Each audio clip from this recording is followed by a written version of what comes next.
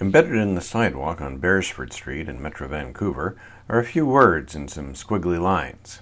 Capilano Watershed, Seymour Watershed, and Coquitlam Watershed. They're a visual reminder of something we take entirely for granted. Water appears in our homes and businesses whenever we want. Not just water, but water of exceptional quality.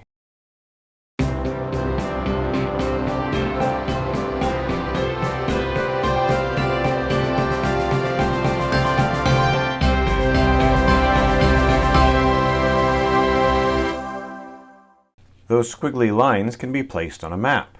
They correspond to the watersheds for the Capilano, Seymour, and Coquitlam rivers. These protected areas are managed by Metro Vancouver, the regional government. The watersheds measure 520 square kilometers, which is about 18% of the entire Vancouver region. This is wild, rugged, mountainous territory. Metro Vancouver has a vast system of infrastructure for getting clean water to us. Rain and snow fall in the mountains. Water flows downhill to the three big reservoirs, is released gradually, cleaned, and sent out through a network of pipes that spans the region. Metro Vancouver delivers water to the local governments for distribution to customers. Vancouver's precipitation varies by the time of year and where you are in the region. The urban areas are primarily at lower elevations, often within 100 meters of sea level. They get a little over a meter of precipitation annually. That's similar to New York or Sydney. But the watersheds are filled with mountains that push the moist Pacific air 1,500 meters above sea level. Hey kids, remember orographic rainfall? The air cools as it rises. Clouds form in the cooler air and you get rain or snow. Because of this, our watersheds get more than double the rainfall of the rest of the region, 3 meters. On average, that's more than the Amazon rainforest. Most of Vancouver's precipitation comes in the winter, whereas consumption is highest in the summer when people water their yards. This means we need a place to store winter precipitation for use in summer. Some of that is accomplished by the reservoirs. There are 3 main reservoirs, one in each watershed, and 3 smaller alpine lakes. Burwell Lake is one of those, 600 meters above Seymour Lake. There are no roads here and no automatic controls. Using this lake's water means flying to the lake, walking into a cave, and opening the valve by hand. But the reservoirs aren't nearly big enough to hold all the water we need in the dry summer months. Fortunately, there's another storage place. The alpine snow blankets the watersheds. It melts slowly over several months, replenishing the reservoirs. To manage the water supply, it's important to know how much snow is up there. This is determined in several ways. LIDAR stands for Light Detection and Ranging. It's like radar, but uses a laser scanner that, in this case, is mounted on an airplane and scans the terrain below. By comparing summer and winter results, staff can determine the depth of snow across wide areas, with detailed results like these. Another way to measure snow is with 4 permanent monitoring stations. These determine not just the depth of snow, but also its weight. Is it light and fluffy, or heavy and icy? Heavier snow will produce more water when it melts in the spring. And then, a few times a year, staff measure the snowpack the hard way, using helicopters, snowshoes, and skis to get to some of the most inaccessible parts of the region. Here, a hollow tube is pushed down through the snowpack until it hits solid ground. Staff measure the depth, and then weigh the sample that's inside the tube to calculate snow density. And we've measured in the same locations at the same times of the year for the last, in some cases, up to 85 years of record. These measurements allow staff to determine the snow-water equivalent, how much water that snowpack will produce when it melts. Here's the snow-water equivalent at the end of each winter for the last 80 years. Clearly, this is a number that can vary enormously from one year to another. The chart shows that the number is trending slowly downward as the planet warms. It also shows that the snowpack for the winter of 2024 is one of the lowest on record. That could be a challenge this summer. In the Vancouver region, we use water in several ways. The biggest use is in people's homes, accounting for 58%. Next comes businesses at 26%. There's 3% where the ultimate use isn't known, and 13% goes to things like water main leaks, firefighting, or periodic water main flushing.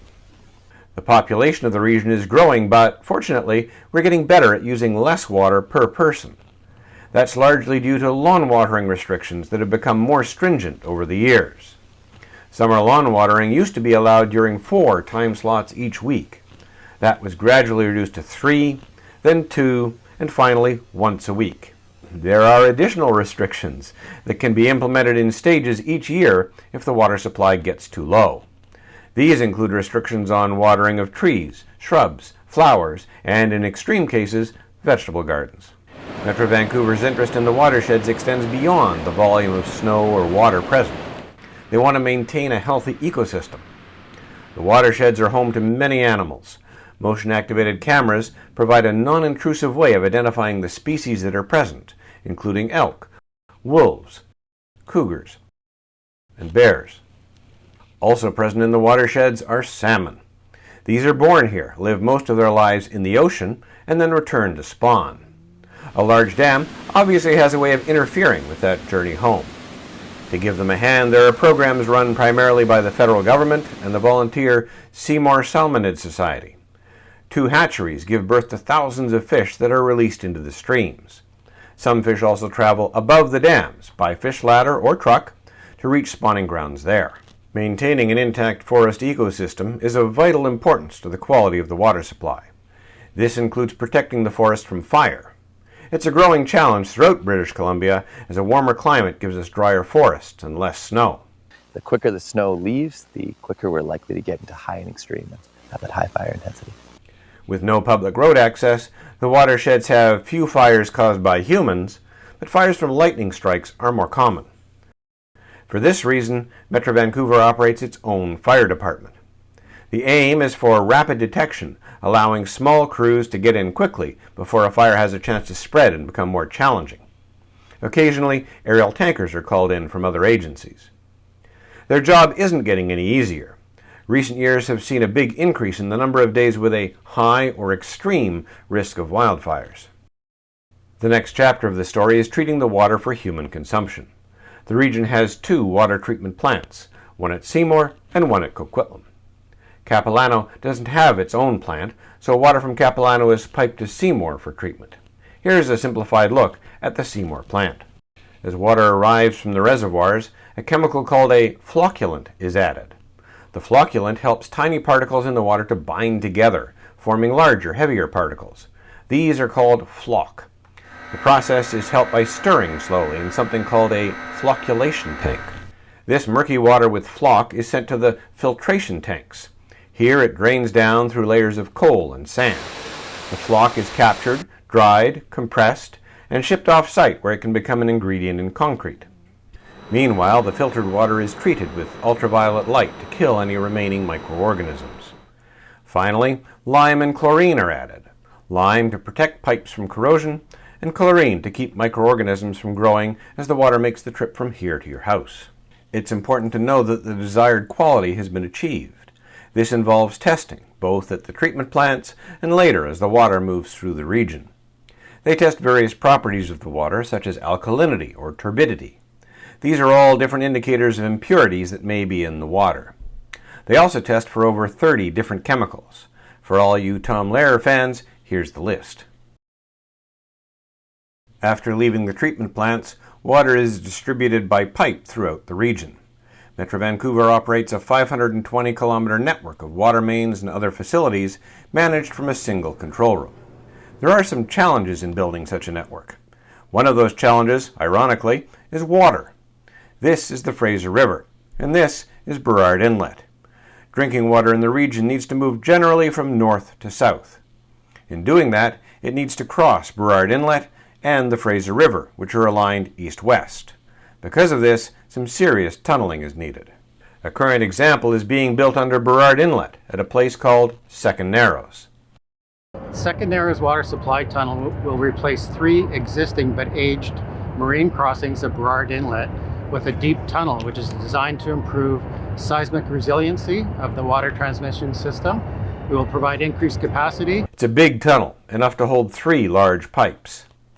They dug a vertical access shaft at either end and then used a tunnel boring machine 135 meters long to chew through the ground beneath Burrard Inlet.